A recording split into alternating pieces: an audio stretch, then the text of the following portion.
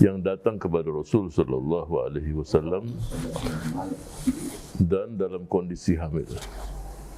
Dia minta agar dikenakan sanksi, dikenakan hukuman Allah untuk dirinya. Bunyi dari hadis tersebut adalah Allahumma salli wa sallim alaihi wa ala alihi, dari salah seorang sahabat Imran ibn al-Husain al-Khuzai radhiyallahu anhuma, anna imra'atan min Juhainah atat Rasulullah sallallahu alaihi wa hubla min az-zina faqalat ya Rasulullah asabtu haddan fa'aqimhu alayya. Aku telah berbuat kekeliruan, kesalahan karena hamil, maka aku ingin ditegakkan hukum untuk diriku. Cerita panjang dan banyak riwayat.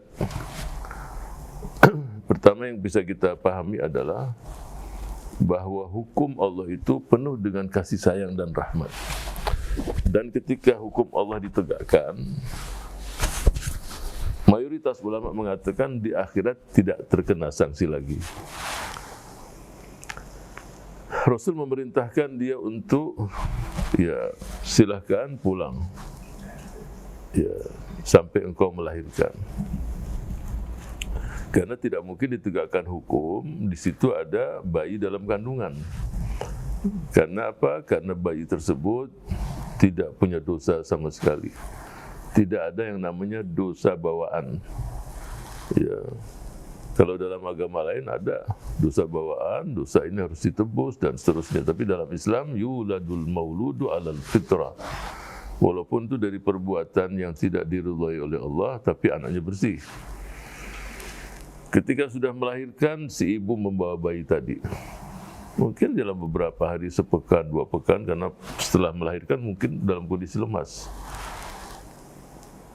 Kemudian Rasul mengatakan sallallahu alaihi wasallam, sampai engkau memberikan susumu untuk dia. Karena kalau dikenakan hukum saat itu, anak itu bagaimana? Dia perlu air susu dari ibunya. Perhatikan ya bagaimana rahmat Allah di situ. Setelah 2-3 bulan, bawa lagi. Aku udah berikan air susu. Rasulullah mengatakan sallallahu alaihi wasallam, sampai anakmu itu mandiri. Berarti perlu waktu 2 tahun. Ini riwayatnya sangat banyak, gabungan dari semua riwayat yang saya jelaskan saat ini. Artinya anak itu sudah datang, sudah pegang roti, sudah mandiri. Yang bisa kita pahami, kalau ibu itu nggak datang lagi, nggak dicari-cari. Coba. Artinya kalau dia tidak datang, ya sudah selesai. Dia bisa pintu tobat ada. Memohon ampun dari Allah ada. Tapi nanti di akhirat apakah diampunkan atau tidak, itu urusan lain, tapi selesai. Yang luar biasa lagi adalah siapa yang akan menjadi wali dari si anak ini. Artinya walaupun itu anak dari, membuat si ibu tadi itu tentram, karena tokoh-tokoh sahabat mau mengambil menjadi anaknya, dipelihara, jadi ayah asuh. Artinya ibu tadi dikenakan sanksi, tapi hatinya bersih, hatinya tenang. Karena si anak ini ada yang akan menghandle. Sayyidina Umar radhiyallahu anhu mengatakan, sudah dikenakan sanksi dan Rasul mensolatinya. Sayyidina Umar mengatakan, apakah engkau mensolati seseorang yang berbuat begini, wahai Rasul? Rasul sallallahu alaihi wasallam mengatakan, dia sudah mendapatkan ampunan dari Allah. Kalau mau dibagi kepada penduduk Madinah, 70 orang itu dapat ampunan semua. Ada satu pertanyaan yang menarik. Tunjukkan kepada saya saat ini seseorang melakukan pelanggaran terus mengaku. Ada nggak orang melakukan penyelewengan terus mengaku untuk dikenakan sanksi? Dalam hukum positif yang ada adalah sudah melakukan pelanggaran tapi menyiapkan pengacara supaya dia bebas dari hukum tadi, dari kena sanksi tadi. Islam tidak melarang seseorang itu menyiapkan pengacara, tidak. Kenapa? Karena ada orang tidak bisa ngomong dalam pengadilan. Pengacara datang tadi untuk menjelaskan kondisi supaya dia tidak, kalaupun dikenakan sanksi tapi tidak berlebihan. Ya, sebab ada seseorang nggak bisa ngomong, ditanya oleh hakim dia nggak bisa jawab. Grogi ini, itu disiapkan seseorang yang untuk menjelaskan masalah tersebut. Jadi saya secara pribadi dan dalam Islam dibolehkan seseorang itu untuk menyiapkan pengacara karena beberapa hal. Tapi secara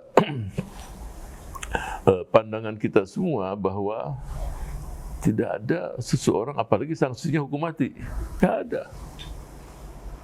Nah, kenapa mereka-mereka ini mengaku? Karena dia tahu kalau pun dia lepas dari dunia, di akhirat tidak akan lepas dari sanksi Allah.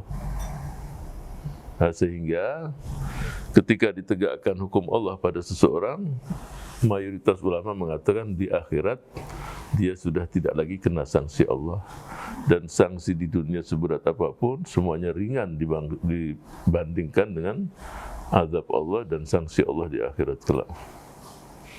Ini sesuatu yang di satu sisi kelihatannya hukumnya berat, tapi di sisi lain rahmat di situ. Yang namanya hukuman itu harus kelihatan berat. Kalau ringan orang pasti melanggar. Oh, ringan saja, udah. Ya, pakai pakaian apa aja dia bangga, tawa-tawa aja dia. Ya, di depan masyarakat ini sudah jelas-jelas dikasih ya, pakaian yang dia terkena sanksi, masih kita lihat dan senyum-senyum. Padahal koruptor besar melanggar ini, karena dia tahu berapa hari pun dia keluar juga. Atau dia akan melakukan pra-peradilan. Jadi banyak cara dengan menyiapkan pengacara-pengacara yang unggul. Ya, itulah yang kita dapatkan seseorang dalam keimanannya, keyakinannya al-wazi'uddini. Jadi memiliki rasa takut yang dari dalam, itulah yang membuat seseorang itu siap untuk mengaku.